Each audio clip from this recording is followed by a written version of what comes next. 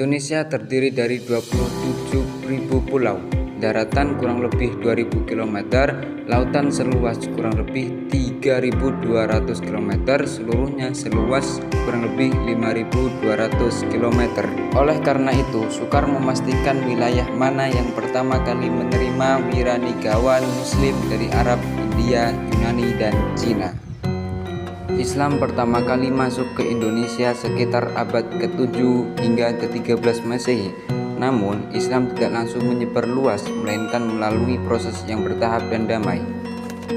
Para pedagang Muslim dari Arab, Persia, dan India datang membawa ajaran Islam melalui jalur perdagangan. Mereka berinteraksi dengan masyarakat lokal sambil berdagang rempah-rempah, kain, dan barang-barang berharga lainnya. Terdapat beberapa teori yang menjelaskan bagaimana Islam masuk ke Indonesia.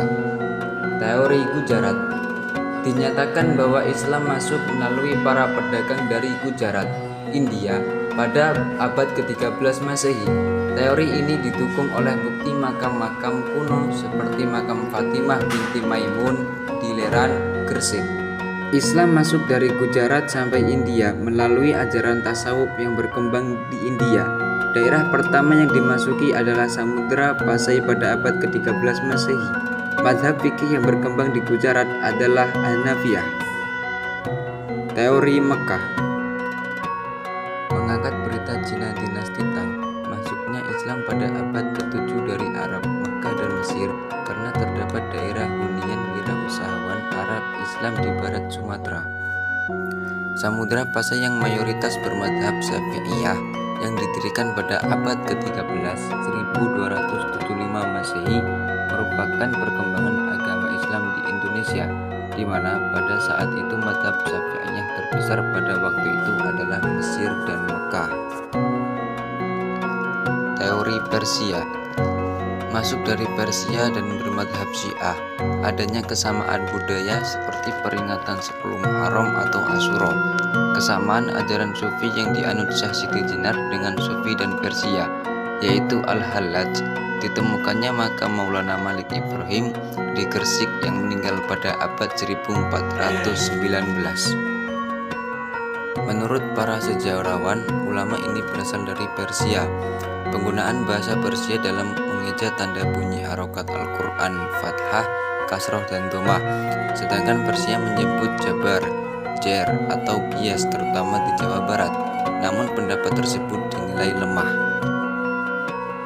Teori Cina berpendapat bahwa Sultan Demak adalah peranakan Cina. Wali Songo juga peranakan Cina.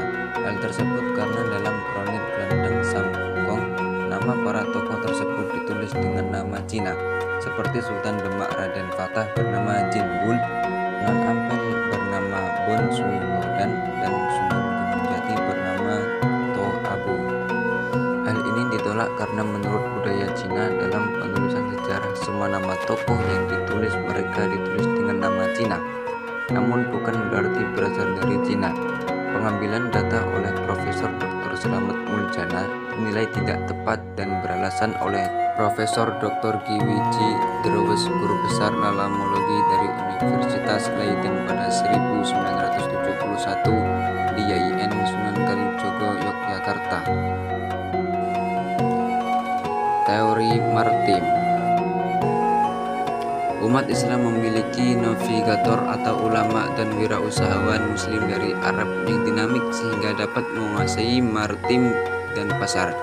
Melalui hal ini, Islam dikenalkan sepanjang laut niaga di pantai persinggahannya, salah satu pantai Nusantara Indonesia sejak abad ke-1 Hijrah atau ke-7 Masehi sampai abad ke-5 Hijrah atau 12 Masehi.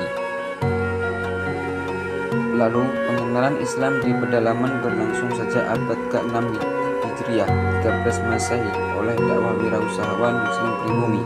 Setelah itu, kekuasaan politik Islam atau kesultanan mulai memeluk agama Islam.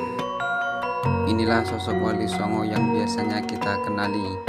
Beliau menyebarkan Islam di Indonesia pada abad ke-14 dan 15. Beliau menyebarkan Islam dengan cara teori Nabi Muhammad SAW dengan tidak memaksakan seorang masuk Islam, serta tidak menghilangkan budaya dari daerah mereka tersebut.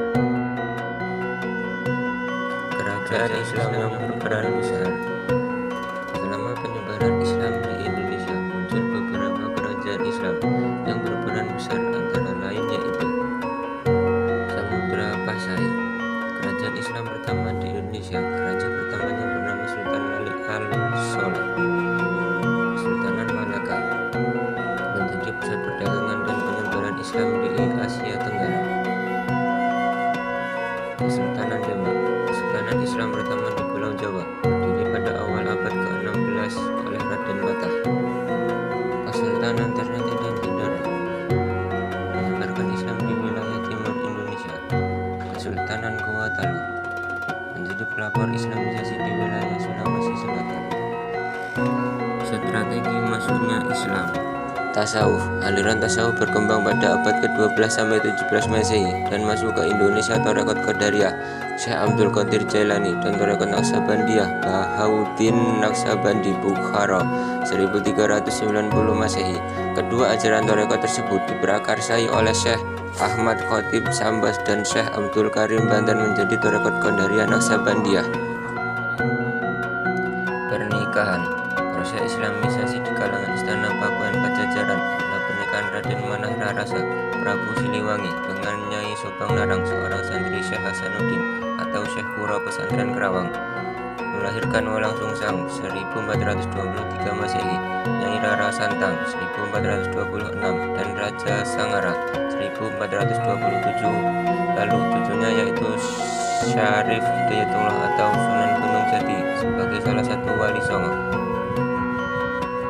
Perdagangan. Syekh Arobah menjelaskan wirausahawan muslim memasuki kepulauan Indonesia pada masa Khalifah Utsman bin Affan 24 sampai 36 Hijriah atau 644 sampai 656 Masehi. Berita Cina dari dinasti Tang menjelaskan pada 674 Masehi di pantai barat Sumatera terdapat settlement hunian wirausahawan Arab yang menetap di sana. Pendidikan. Pesantren lahir dari masyarakat muslim sebagai upaya terbentuknya para ulama, pemimpin bangsa dan masyarakat yang marhamah. Model pesantren adalah Madrasah Kutubah Khilafah Umayyah dan Madrasah Nizamiyah Khalifah Abbasiyah dan Madrasah Al-Azhar Khalifah Fatimiyah yang melahirkan para ilmuwan muslim. Pesantren di Indonesia dituliskan memicu Hindu, padahal peradaban Eropa justru berawal dari Umayyah dan tidak dikenal ada sistem pendidikan pesantren oleh masyarakat Hindu Bali.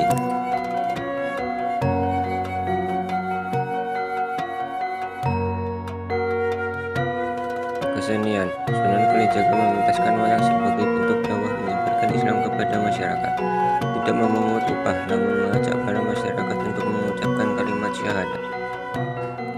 Politik. Para bupati melakukan konversi agama ke Islam dalam bentuk legalisasi agama rakyatnya. Ada ancaman dari imperialisasi barat dan invasi penjajah kerajaan Katolik Portugis menguasai wilayah, mempercepat proses pertumbuhan kekuasaan politik Islam atau Kesultanan Indonesia karena kerajaan Hindu Buddha tidak mampu melanjutkan peran sejarahnya.